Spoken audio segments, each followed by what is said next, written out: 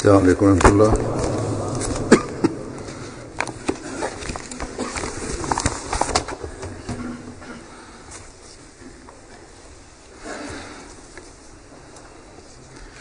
أشهد أن لا إله إلا الله وحده لا شريك له وأشهد أن محمدًا عبده ورسوله أما بعد فأعوذ بالله من الشيطان الرجيم بسم الله الرحمن الرحيم الحمد لله رب العالمين الرحمن الرحيم مالك يوم الدين إياك نعبد وإياك نستعين اهدنا الصراط المستقيم صراط الذين أنعمت عليهم غير المغضوب عليهم ولا الضالين.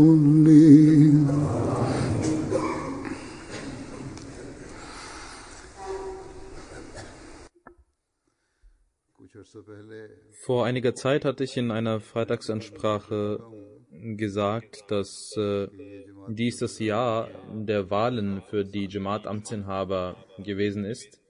Und an den meisten Orten gab es diese Wahlen schon, sowohl in verschiedenen Ländern als auch in lokalen Gemeinden. Und die neuen Amtsinhaber haben ihre neuen Verantwortungen bereits übernommen. Es gibt Umara, Sadran und andere Amtsinhaber, die neu gewählt wurden. Aber an vielen Orten wurden jene Amtsinhaber wiedergewählt, die schon zuvor die Ämter inne hatten. Sowohl die Amtsinhaber, die neu gewählt wurden, als auch sollten dankbar sein, dass Allah ihnen die Möglichkeit gegeben hat, für den Dienst an die Jamaat auszuwählen. Und auf der anderen Seite sollten sie auch demütig sich vor Gott niederwerfen und Gott um Hilfe bitten, dass Allah ihnen die Kraft gibt,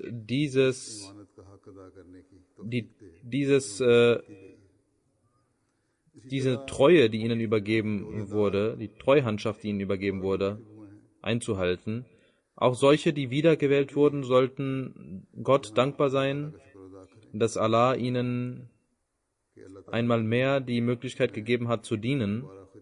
Und auf der anderen Seite sollten sie demütig Gott anbeten und anflehen, dass Allah ihnen neben allen Fähigkeiten auch die Möglichkeit gibt, die Treuhandschaft, die ihnen übergeben wurde, einzuhalten und zu wahren.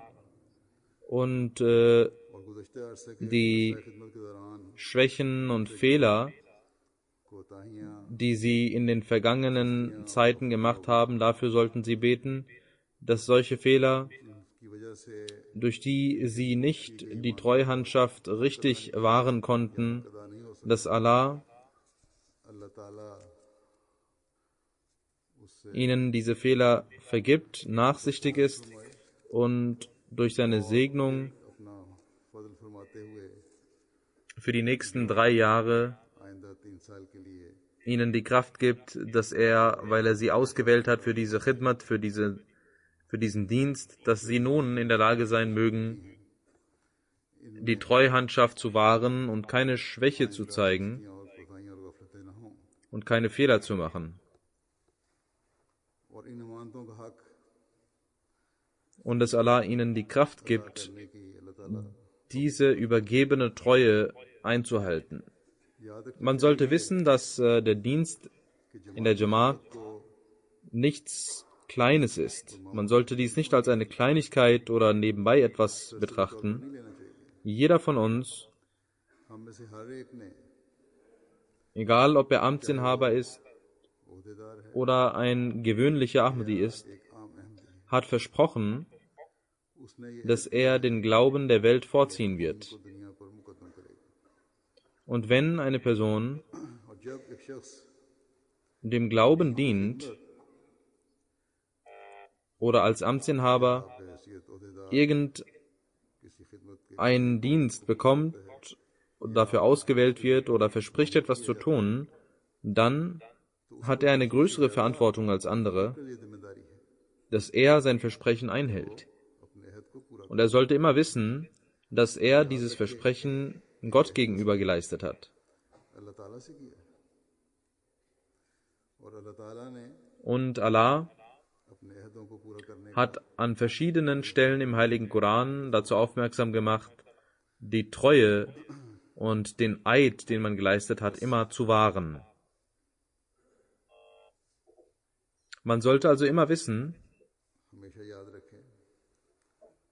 Allah hat sehr deutlich gesagt, dass die Treuhandschaft, die euch übergeben wurde, dass das euer Gelübde und euer Eid ist. Also wahrt euren Eid und haltet euer Gelübde ein. Allah hat an einer Stelle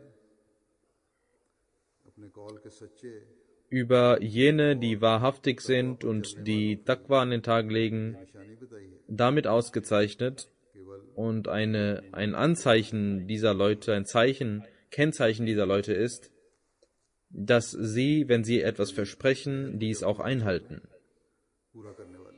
Das muss eine Auszeichnung, eine grundlegende Auszeichnung vor allem jener Menschen sein, die für verschiedene Jamaat, Khidmat und Aufgaben ausgewählt wurden,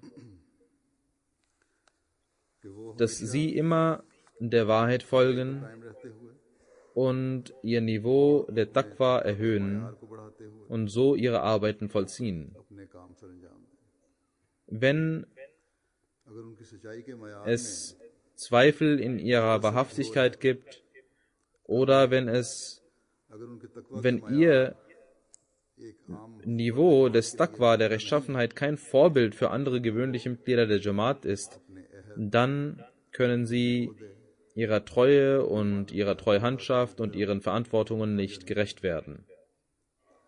Die Umara, Sadran, als allererstes sollten ihr Vorbild an den Tag legen, sowohl vor ihrer Amla als auch vor den Mitgliedern der Jamaat.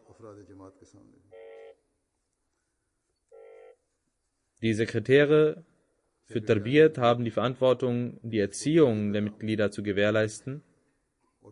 Und dies kann nur dann richtig vollzogen werden, wenn es Vorbilder gibt. Wenn diejenigen, die diese Aufgabe tun, diejenigen, die andere dazu ermahnen, wenn sie selbst auch dies befolgen. Die Sekretäre für Tarbiyat sollten also Vorbilder sein für die Jamaat-Mitglieder, weil sie die Verantwortung haben, für Erziehung zu sorgen. Ich habe an verschiedenen Stellen schon gesagt, dass wenn die Shubat Tarbiyat aktiv ist, dann werden viele Aufgaben anderer Shubajat von selbst automatisch erfüllt werden. Je mehr das Niveau der Erziehung der Mitglieder der Jamaat vorhanden ist, desto einfacher wird die Aufgabe anderer Shubajat wie Sekretär Mal oder Sekretär Umur Amma oder Sekretär Tabligh, genauso Qaza und andere Abteilungen. Ich sage in verschiedenen Amla-Meetings an verschiedenen Orten, dass die Aufgabe der Shubat Tarbiyat zu Hause beginnt, im eigenen Haus. Und das ist nicht nur das Haus des Sekretärs Tarbiyat, sondern jedes Mitglied der Amla muss dafür Sorge tragen, dass die Erziehung in seinem eigenen Haus beginnt. Die Majlis-e Amla ist als allererstes verpflichtet, sich selbst zu erziehen. Der Amir Jamaat, der Sadr Jamaat und der Sekretär Tarbiyat müssen als allererstes die Programme, die sie entwerfen, für ihre Amla verpflichten, dass sie als allererstes diesen Programmen Folge leistet.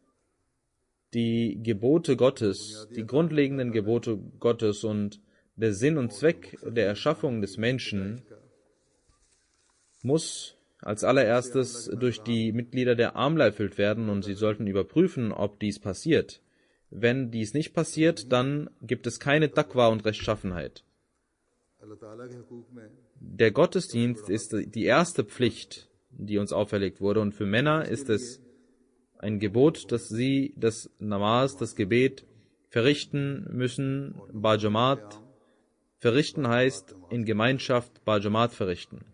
Die Umara, Sadran und Amtsinhaber sollten ihre Gebete beschützen, indem sie die Gebete Bajamat verrichten.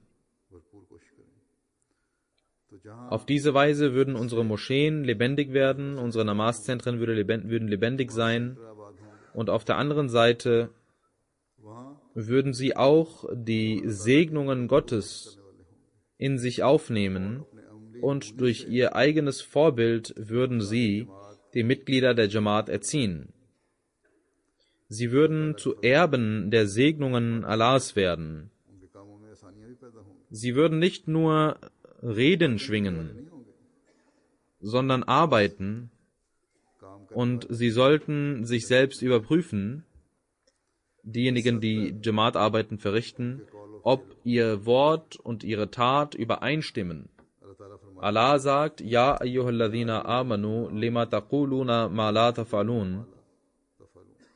Das heißt, o ihr Menschen, die geglaubt habt, warum sagt ihr etwas, was ihr selbst nicht tut? Der verheißene Messias ﷺ sagt, dass dieser Vers uns zeigt, dass es in der Welt solche Menschen gibt, die zwar sagen, aber selbst nichts tun.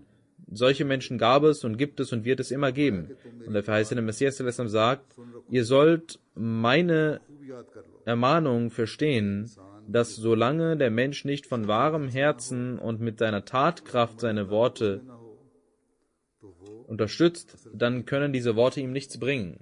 Dann sagt der verheißene Messias ﷺ, ihr sollt wissen, dass Worte und Lippenbekenntnisse nicht ausreichen, solange es keine Taten gibt.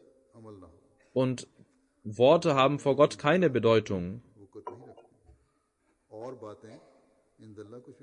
Ohne Taten haben Worte vor Allah keine Bedeutung.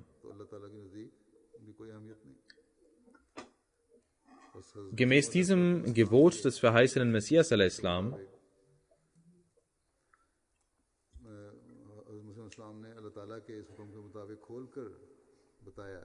dass der verheißene Messias a.s. hat gesagt, dass es keinen Widerspruch zwischen Tat und Wort geben darf.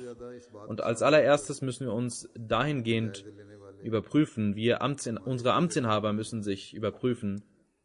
Dort, wo es wenige Häuser gibt oder keine Moscheen gibt, keine Zentren gibt, muss man in den Häusern das Namaz Ba Jamaat verrichten, und das ist nicht schwer. Es gibt viele Ahmadis, die dies tun. Sie haben auch keine Verantwortung, sie sind keine Mitglieder der Amla, aber sie versammeln die Ahmadis und verrichten das Namaz Ba Jamaat. Wenn sie also ein Verantwortungsbewusstsein haben,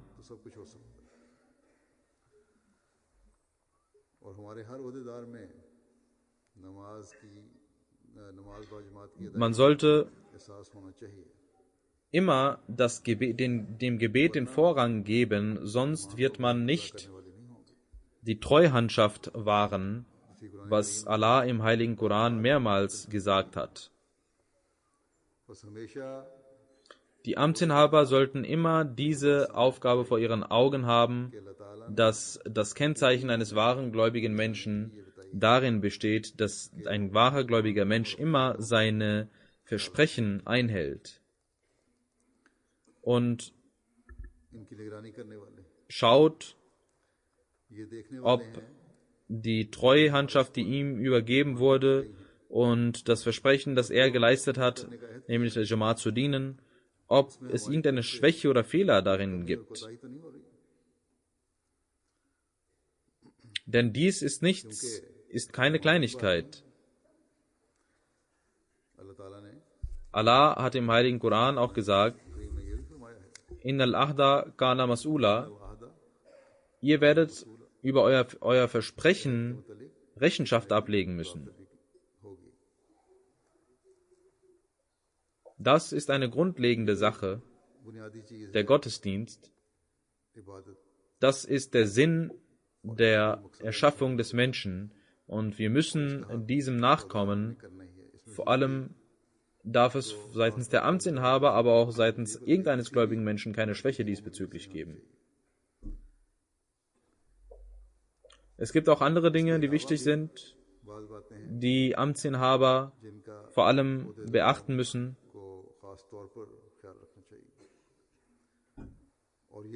Und zwar die Pflichten gegenüber den Mitmenschen, das Verhalten gegenüber den Mitgliedern der Jamaat. Und genauso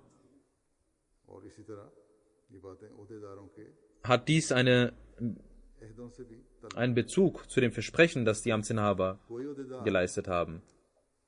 Keinem Amtsinhaber wird ein Dienst gegeben, weil er ein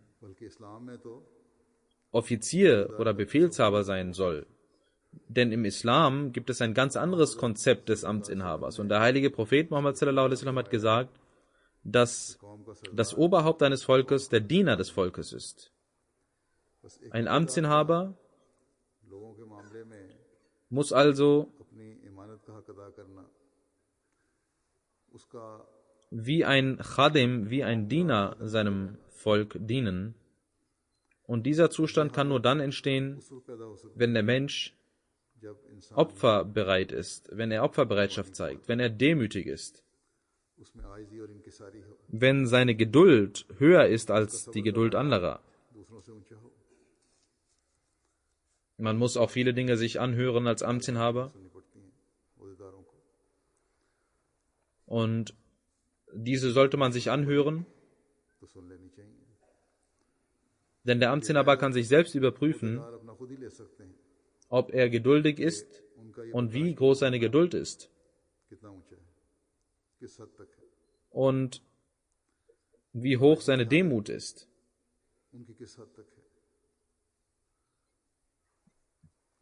Es gibt auch Fälle von Amtsinhabern, die überhaupt keine Geduld zeigen.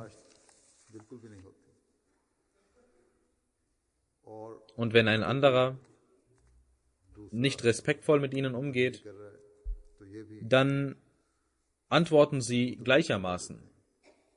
Wenn ein gewöhnlicher Mensch respektlos ist, dann schadet es ihm nichts.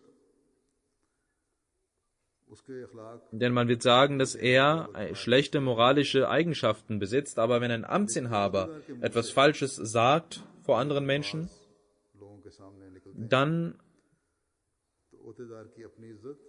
ist dies entgegen der Würde des Amtsinhabers und gegen der Erhabenheit. Und es hat auch eine schlechte Auswirkung auf die Mitglieder der Jamaat.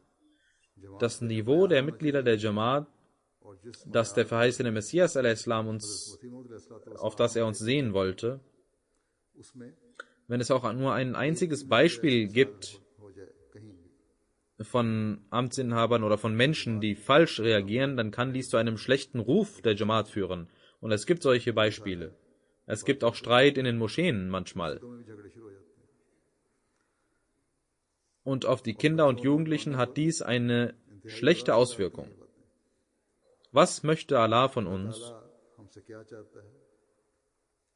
Und wie hat Allah jene Menschen genannt, die Opferbereitschaft zeigen? Allah sagt, die Gläubigen sind solche, die ihren Glaubensbrüdern einen höheren Rang gewähren als sich selbst. Das waren die Beispiele der Ansar für die Muhajirin, diejenigen, die in Medina lebten, für diejenigen, die von Mekka auswanderten nach Medina. Das ist eine großartige Sache. Es gibt manchmal Pflichten und Rechte, die jemand hat. Selbst diese Rechte, die einem zustehen, werden manchmal nicht von Leuten eingehalten. Es gibt Fälle in der Zentrale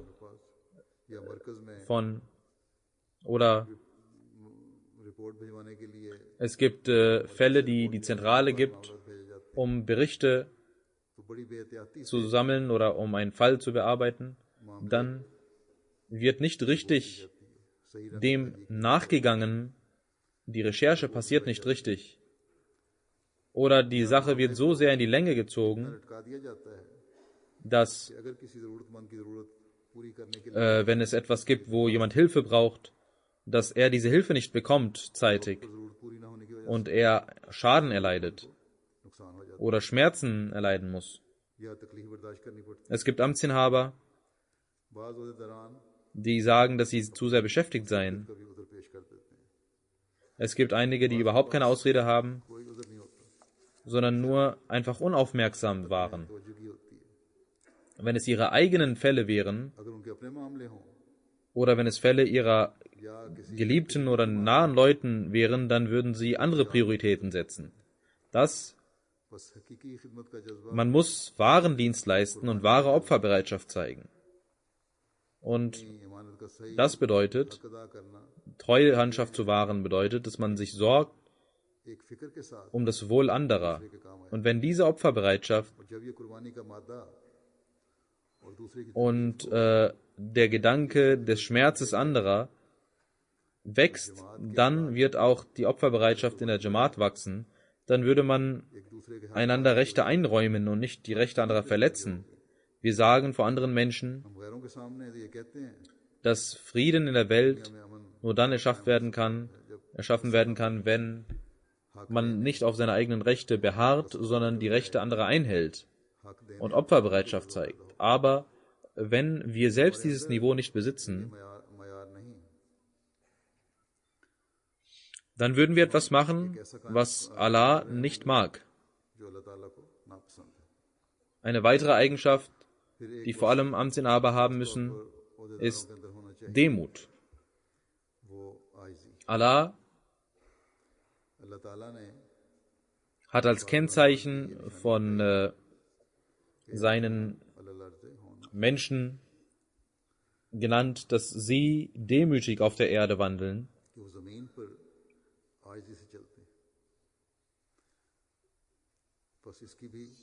Das höchste Beispiel dafür müssen die Amtsinhaber an den Tag legen.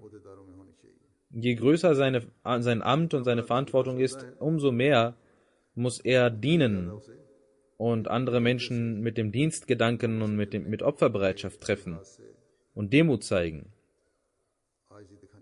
Und das ist wahre Größe. Die Leute schauen und sehen und spüren dies, wie sich Amtsinhaber verhalten, und manchmal schreiben sie mir auch, dass jener Amtsinhaber so gehandelt hätte. Aber heute bin ich sehr glücklich, dass dieser Amtsinhaber mich sehr gut behandelt hat und mich gegrüßt hat und gefragt hat, wie es mir geht, und ich bin sehr glücklich darüber, sagen auch manche. Und so zeigt ein Amtsinhaber seine Größe. Die meisten Mitglieder der Jamaat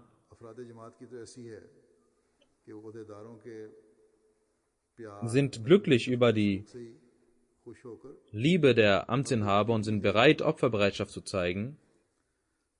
Wenn ein Amtsinhaber aufgrund seines Amtes auf irgendeine Art und Weise nicht demütig ist oder stolz ist oder Hochmut zeigt, dann sollte er wissen, dass dies ihn von Allah wegführt. Und wenn der Mensch von Allah weggeführt wird, dann kann die Arbeit nicht mehr segensreich sein. Und die Aufgabe des Glaubens geschieht nur um des Wohlgefallens Gottes wegen. Und wenn das Wohlgefallen Gottes nicht mehr vorhanden ist, dann kann eine solche Person für die Jamaat nicht nützlich sein, sondern schadet der Jamaat. Deswegen sollten Amtsinhaber vor allem in dieser Hinsicht sich selbst überprüfen, ob sie Demut besitzen oder nicht. Und wenn sie Demut besitzen, wie hoch ihre Demut ist. Der heilige Prophet Muhammad sallallahu alaihi wasallam sagte, je mehr ein Mensch Demut zeigt, desto höher gewährt Allah ihm einen Rang. Jeder Amtsinhaber sollte wissen, dass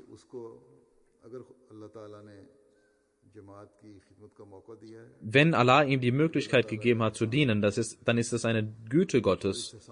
Und die Dankbarkeit, die er erweisen muss, bedeutet, dass er weiter in Demut voranschreitet, selbstlos wird. Wenn er nicht selbstloser und demütiger wird, dann ist er nicht Gott dankbar. Es geschieht auch manchmal, dass einige Menschen gewöhnlich sehr demütig sind oder Demut zeigen, auch andere gut treffen, aber wenn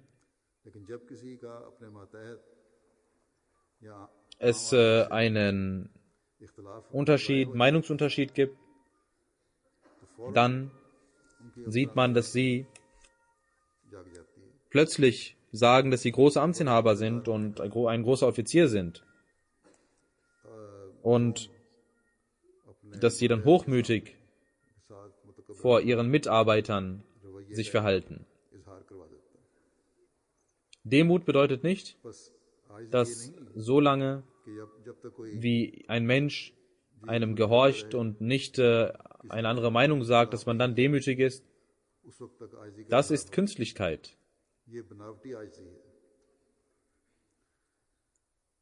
Wenn Meinungsverschiedenheiten kommen oder etwas gesagt wird, was einem nicht passt, dann muss man gerecht bleiben und dies überprüfen und dann richtig entscheiden. Das ist wahre Demut. Man muss also auch große Geduld zeigen. Wenn das passiert, dann ist dies wahre Demut. Ein Amtsinhaber sollte immer das Gebot Gottes vor seinen Augen halten, das Allah im Heiligen Koran sagt,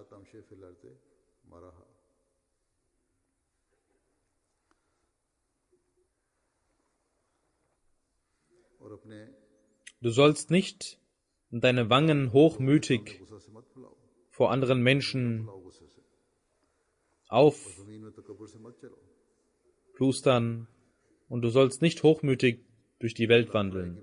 Ich habe über Meinungsverschiedenheit gesprochen. Es gibt Regeln und diese Regeln geben dem Amir Jamaat auch die Möglichkeit, dass er manchmal seine Meinung vor der Meinung der Amla vorziehen kann und entscheiden kann, aber man sollte immer versuchen, dass man alle mitzieht und mit der Mehrheit entscheidet. Es gibt Umara, die mehr als es üblich ist oder mehr als sein sollte, von diesem Recht Gebrauch machen. Dieses Recht sollte nur in Ausnahmefällen gebraucht werden, wo man weiß, was für die Jamaat besser ist, und das sollte man auch der Amla sagen. Und den großen Jamaat-Nutzen sollte man vor Augen haben. Dafür sollte man beten, Gott um Hilfe bitten und nicht bloß seiner eigenen Vernunft vertrauen.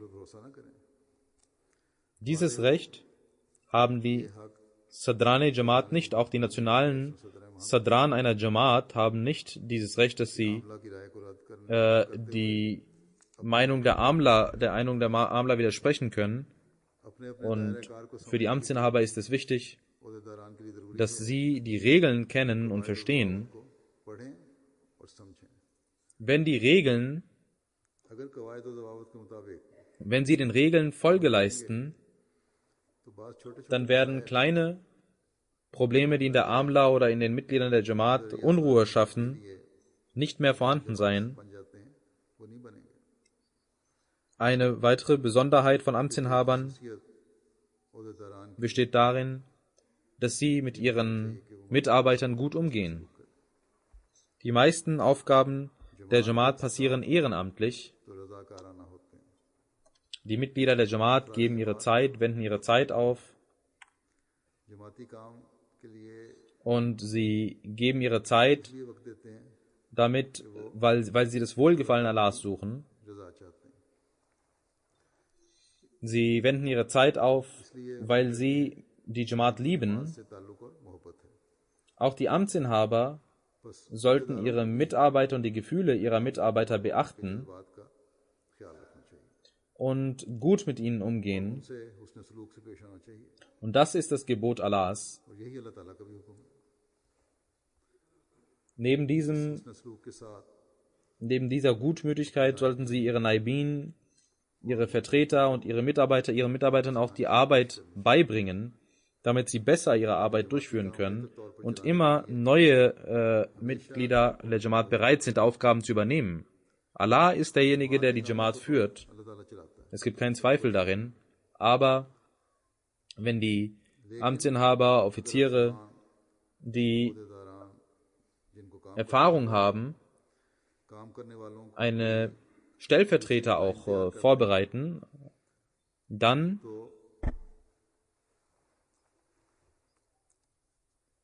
werden sie auch dafür belohnt werden. Durch die Segnungen Gottes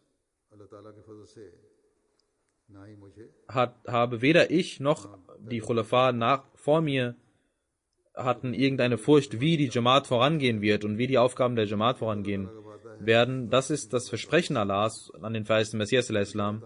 Und er wird immer aufrichtige Diener der Jamaat uns zeigen. Hazrat Khalifatul Masih Salis,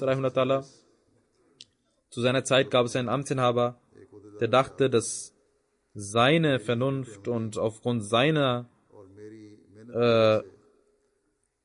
Mühe das Mali-System der Jamaat gut läuft, das Mal-System. Als Hazrat Khalifa Masih Salis dies erfuhr,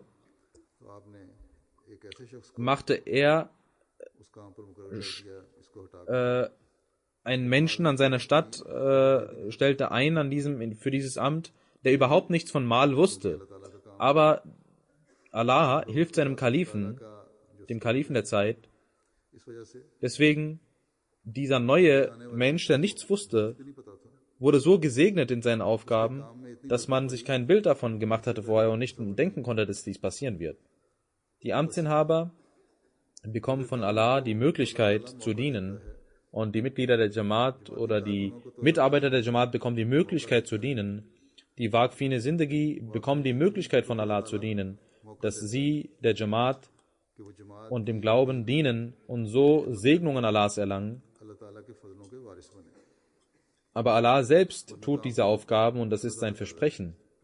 Deswegen sollte niemand im Herzen den Gedanken haben, dass seine Erfahrung oder sein Wissen in der Lage ist, die Jamaat zu führen. Oder seine Erfahrung und Wissen die Jamaat führen und leiten kann. Die Aufgaben der Jamaat werden von den Segnungen Allahs geleitet. Viele unserer Schwächen sind so, dass wenn dies weltliche Angelegenheiten wären, dann würden wir überhaupt keine Ergebnisse erlangen. Aber Allah beschützt uns, schützt und bedeckt unsere Schwächen und hilft uns mit seinen Engeln. Auch die Aufgaben des Tabligh zum Beispiel. काम ही मसला In den westlichen Ländern इसमें ही इन मगरिबी hat Allah solche Mitarbeiter, ताला ने die hier, Jugendliche, die hier geboren sind, uns gegeben, नौजवान मुहैया कर दिए हैं die selbst Wissen erlangt haben अपने तौर पर दीनी इल्म हासिल किया und और फिर in der Lage sind, Ahmadiyyat का मुंह बंद करने solche Antworten zu geben, die andere mundtot machen, und der Mensch ist sehr verwundert darüber. Und es gibt auch solche Jugendliche, die aufgrund इनके इस तरह के जवाब ihrer Antworten मुखालिफिन die Feinde der Jamaat राह फरार के अलावा ihnen keinen Weg übrig lassen, als wegzugehen. बस Die Amtsinhaber sollten खिदमत के दीन die Möglichkeit des Dienstes an die Jamaat als eine Segnung betrachten und nicht eine Konsequenz ihrer Vernunft oder Fähigkeit. और काबिलियत की वजह Eine weitere Eigenschaft für Amtsinhaber muss sein, dass sie चाहिए वो बशाशत einen hohen moralischen Charakterwert besitzen. Allah sagt, وَقُولُوا لِلنَّاسِ حُسْنًا, und sprich gut zu den Menschen und sei sanftmütig und gutmütig zu den Menschen. नरमी और खुश अखलाकी से पेश आओ और उनसे बात किया Auch das ist eine grundlegende Eigenschaft, die Amtsinhaber haben müssen. बहुत ज्यादा होना चाहिए Sie sollten ihre अपने साथ Mitarbeiter, भी wann immer sie mit ihnen sprechen, जब भी बात und genauso auch wenn sie mit anderen sprechen, दूसरे लोगों से भी जब बात करें sollten sie immer darauf achten, इस बात का ख्याल रखें dass उनके अल्लाह ein hoher moralischer Wert an den Tag gelegt wird. सख्ती से बात करना बाज दफा इंतजाम Manchmal muss man auch Härte zeigen in organisatorischen Angelegenheiten, aber लेकिन diese ये जरूरत Härte ist ein extremer Schritt, und wenn man jemandem mit Liebe etwas sagt und रोजेदार लोगों को ये एहसास दिला दें man den Leuten auch कि हम तुम्हारे zu verstehen gibt, dass sie तो 99% ihr Mitleid haben und dass sie ihnen dienen wollen, dann verstehen 99% der Leute diese Sprache auch und और ताउन करने machen mit und helfen, weil sie eine Bindung mit der Jamaat haben. ये कि जमात से उनको एक ताल्लुक है Aber die große Bedingung lautet, और अहम शर्त यही है dass man in den Leuten das Gefühl पैदा weckt, किया जाए या लोगों को ये एहसास हो जाए dass die Amtsinhaber कि ओहदेदार हमारे हमदर्द हैं dass die Amtsinhaber uns Gutes wünschen. नरमी से लोगों से बात कर Sie sollten sanftmütig किसी की गलती sein, und aufgrund der Fehler eines Menschen sollten sie nicht immer dazu neigen, कर लें sofort ihn zu bestrafen, ohne dass er die Möglichkeit hat, इतना मौका ही ना मिले seinen Standpunkt zu sagen. Aber es gibt Leute, die Fitna, Unfrieden stiften, die फसाद पैदा करने की कोशिश diese Gewohnheit haben. Da muss man natürlich hart sein, करनी पड़ती है aber इसके लिए es muss vorher richtig recherchiert werden dafür. Und auch diese Härte sollte nicht aufgrund von ذاتی अनाद की शक्ल persönlichen Vorlieben geschehen, sondern für die Reform, für die Verbesserung. होनी चाहिए Der heilige Prophet Muhammad sallallahu alaihi wasallam hat an सल्लल्लाहु अलैहि वसल्लम ने einer Stelle मौके पर अपने die यमन के वाले Statthalter von Jemen, den Statthaltern von Jemen gesagt, sie sollen Einfachheit den Leuten verschaffen und nicht Härte, und ihr sollt Liebe und Freude gedeihen lassen und nicht Hass. अपने देना Das ist eine Ermahnung, die die Amtsinhaber und die zwischen den Amtsinhabern und den Mitgliedern der Jamaat eine Schönheit schafft. खूबसूरती पैदा करती है और फिर इसके Und so werden die Mitglieder der Jamaat untereinander haben auch die Möglichkeit, के जज्बात का ख्याल रखने की die Gefühle voneinander zu beachten. Das ist eine große Verantwortung von Amtsinhabern जिम्मेदारी है und vor allem von Umara, Sadran und die Sekretäre von Tarbiyat und diejenigen, die Entscheidungen treffen, कि लोगों के लिए dass sie Einfachheit für die Menschen schaffen. Sie sollten aber auch wissen, लेकिन ये भी ख्याल रहे dass sie कि अल्लाह ताला के अहकामात के die Gebote Allahs einhalten müssen अंदर und nicht wie weltliche Menschen Einfachheit schaffen müssen, dass man Einfachheit schafft, indem man die Gebote Gottes vergisst. Wir müssen den Kreis der Schariat beachten, das Wohlgefallen Allahs immer vor unseren Augen haben und dann die Pflichten gegenüber den Menschen einhalten und die Pflichten gegenüber und die Versprechen, die wir geleistet haben, auch einhalten und diese beschützen. Wie ich gesagt habe, man sollte die Regeln, das Regelbuch kennen, jeder Amtsinhaber sollte es kennen und man sollte Wissen über die Aufgaben seiner Shoba erlangen. Jeder sollte seine Grenzen kennen. Es gibt Amtsinhaber, die ihre Grenzen nicht kennen. Eine Shoba macht eine Aufgabe, obwohl in den Regeln die andere Shoba dafür zuständig ist.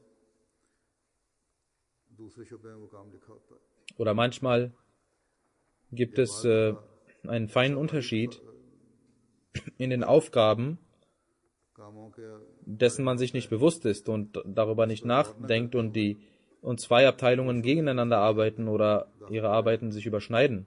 Hier habe ich ein Meeting mit der Majlis Amla von Großbritannien gehabt und ich habe gespürt, dass diesen feinen Unterschied einige nicht verstanden hatten und deswegen sinnlos diskutierten. Wenn sie die Regeln lesen würden, dann würden sie ihre Zeit nicht verschwenden. Zum Beispiel die Shubat Tabligh hat Tablighi-Aufgaben übernommen und auch Kontakte verstärken. Und so. Und genauso Shubat Mure Kharja muss auch Kontakte vergrößern und beide haben ihre jeweiligen Kreise. Der eine will dies aufgrund des Tablighs tun, der andere aufgrund der PR-Arbeit, um die Aufgaben wachsen zu lassen, um die Kontakte wachsen zu lassen. Aber der eigentliche Zweck ist die Jamaat und die Botschaft der Jamaat, damit wir den Menschen die wahre Botschaft vermitteln und Frieden in der Welt schaffen.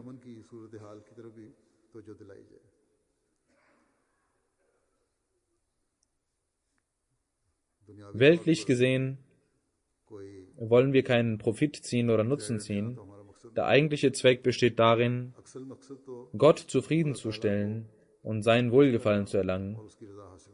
Wenn die Abteilungen miteinander kooperieren würden, dann würde es zu einem viel größeren Output kommen. Dann gibt es an einigen Orten auch die Beschwerde, dass das Budget nicht richtig ausgearbeitet wird von den Abteilungen. Jede Abteilung, das Budget, das in der Shura besprochen wurde, muss jede Abteilung bekommen. Und der Sekretär hat das Recht, dies auszugeben. Ja, es ist wichtig, dass der Sekretär seine Aufgaben in der Amla präsentiert und gemäß dieser präsentierten und die Aufgaben, die er von der Amla genehmigt hat, die kann er umsetzen. Und darüber soll er in der Amla immer berichten. Und wenn es eine Veränderung in seinem Plan gibt oder eine Verbesserung in seinem Plan gibt, und wenn jemand auf eine Verbesserung aufmerksam macht, dann sollte man darüber wieder nachdenken und dies verbessern. Genauso sollten die Umara und Sadran und die Sekretäre der Jamaat, ihre Verantwortung ist es auch, dass die Anweisungen der Zentrale oder die Rundschreiben der Zentrale sofort umgesetzt werden mit voller Aufmerksamkeit und umgesetzt werden müssen durch die Jamaats. Es gibt einige Jamaats und es gibt einige Beschwerden über einige Jamaats, dass die Anweisungen der Zentrale nicht richtig befolgt werden. Wenn über eine Anweisung eine bestimmte Jamaat oder ein bestimmtes Land aufgrund seiner gegebenen Situationen in dem Land irgendetwas dazu sagen möchte oder das nicht verstanden hat oder ändern möchte, dann sollte er die Zentrale aufsuchen und darüber informieren, und der Amir Jamaat oder der Sadr Jamaat des Landes sollte diese Aufgabe wahrnehmen. Aber es kann nicht sein, dass man aufgrund seiner eigenen Vernunft die Anweisungen beiseite lässt und diese nicht befolgt und die Zentrale auch nicht informiert. Kein Amir oder Sadr Jamaat darf dies tun, und das wird als ein Ungehorsam gegenüber der Zentrale aufgefasst werden, und Markaz, die Zentrale, kann dagegen vorgehen. Über Musyan möchte ich auch sagen, das Erste, was die Musyan beachten sollten, ist, dass sie ihre Chanda regelmäßig zahlen sollten. Und es ist die Pflicht eines jeden Musis, selbst über seine Chanda zu wachen. Aber das zentrale Büro und die Sekretäre sollten auch unterstützen, dass sie die Musyan, dass sie erinnern, wenn es Bedarf gibt, wie ihre Chanda aussieht, was die Situation ihrer Chanda ist. Und es ist die Aufgabe der zentralen Jamaat, dass sie die lokalen Jamaats, die Sekretäre der lokalen Jamaats aktivieren, und jeder Musi sollte in ihrem Kontaktbereich sein. Es passiert manchmal, dass man einen Bericht über jemanden verlangt und er Musi ist, und im Bericht wird gesagt, dass er seit so langer Zeit keine Chanda in Wasiat gezahlt hat. Und wenn man dann fragt, wie er dann Musi ist, und recherchiert, dann erfährt man, dass es gar nicht die Schuld des Musis war. Er hatte Chanda gezahlt, aber das Büro hatte nicht richtig archiviert. Ein solcher Bericht schadet einem Musi und macht ihn besorgt und sinnlos. Und zweitens, das ist eine Schwäche des Nizams. Nun können ja durch systematische Art und Weise und durch digitale Art und Weise das Archiv besser aufbewahrt werden, und so ein Fehler sollte nicht passieren. Jeder Sekretär Wasaya des Mulks und Sekretär Mal des Landes sollte die Sekretäre, die lokalen Sekretäre aktivieren, und auch die Umarai Jamaat sollten dies überprüfen, immer weiter überprüfen, nicht nur die Chanda einsammeln und darüber berichten, das ist nicht ihre einzige Aufgabe, sondern auch, ihre Aufgabe ist es auch, dieses Nizam zu verbessern und ein Vertrauen zu schaffen und eine Verbindung zwischen dem zentralen System und dem System der lokalen Jamaats zu schaffen. Genauso möchte ich den Muallimin und den Murabbiyan sagen. Es gibt Murabbiyan, Muballighin, die nicht jeden Monat zusammensitzen. Der Muballigh in Charge ist verantwortlich dafür, dass diese Meetings monatlich stattfinden. Für die Tarbiyat und Tabligh der Jamaat sollen Umfragen gemacht werden, und das, was jemand geleistet hat, sollte ausgetauscht werden, wenn es etwas Gutes auszutauschen gibt, und man sollte voneinander lernen, und auch andere sollten von den guten Berichten anderer profitieren. Genauso die Jamaat-Sekretäre, die Rundschreiben an die Jamaats schicken oder aufgrund der Anweisung der Zentrale etwas rausschicken. Auch dazu sollten die Murabbiyan schauen, ob dahingehend in den Jamaats gearbeitet wurde oder nicht, wie viel in den Jamaats gearbeitet wurde diesbezüglich. Und dort, wo die Sekretäre nicht aktiv sind, vor allem in Tabligh und Tarbiyat und Mal, Opferbereitschaft, dort sollten die Murabbiyan und Muballighin sie daran erinnern. Möge Allah allen Amtsinhabern die Kraft geben, dass Allah ihnen die Möglichkeit gegeben hat, die nächsten 3 Jahre zu dienen. Mögen sie mit allen ihren Fähigkeiten und Fleiß alle Aufgaben erfüllen, und mögen sie durch ihr Wort und ihre Tat ein Vorbild für die Jamaat sein. Nach dem Gebet werde ich ein Janaza verrichten, ein Janaza Raib von Tahira Siddiqa Sahiba. Frau von Sahibzada Mirza Munir Ahmad Sahib. Sie ist am 13. Juli 2016 abends um 18 Uhr verstorben. Inna lillahi wa inna ilaihi raji'un.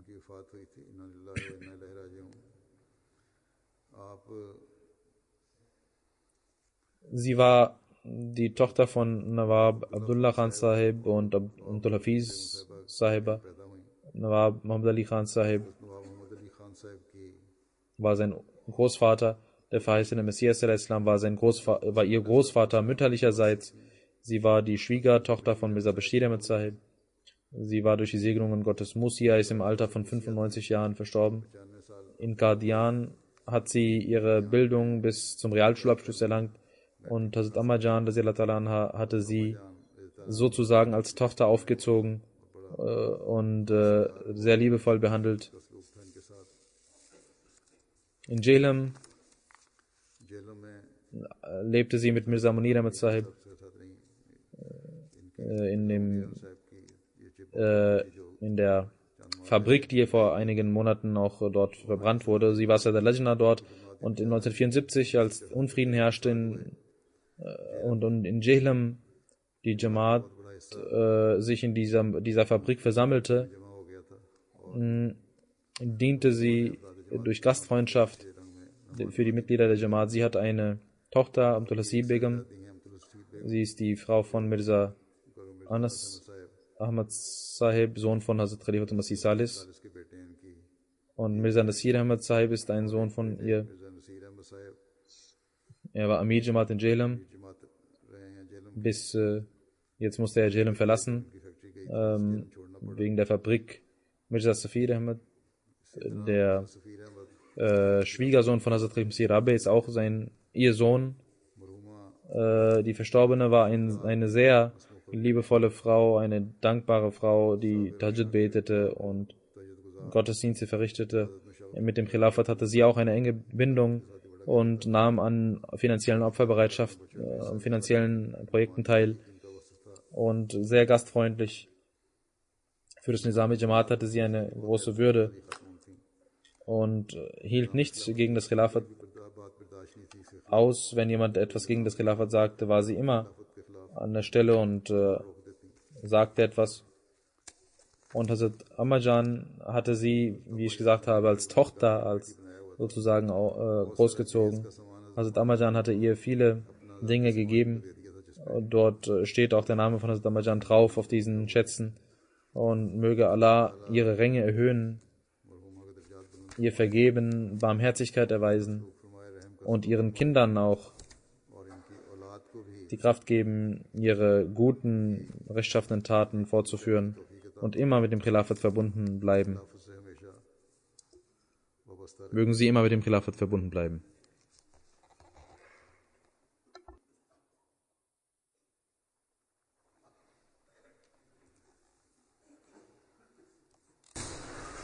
Alhamdulillah, nahmaduhu wa nasta'inuhu wa nastaghfiruhu wa nu'minu bihi wa natawakkalu alayhi wa na'udzu billahi min shururi anfusina wa min sayyiati a'malina. من يهده الله فلا مضل له ومن يضلل فلا هادي له ونشهد أن لا إله إلا الله ونشهد أن محمدا عبده ورسوله عباد الله رحمكم الله إن الله يأمر بالعدل والإحسان وإيتاء ذي القربى وينهى عن الفحشاء والمنكر والبغي يعظكم لعلكم تذكرون اذكروا الله يذكركم وادعوه يستجب لكم ولذكر الله أكبر.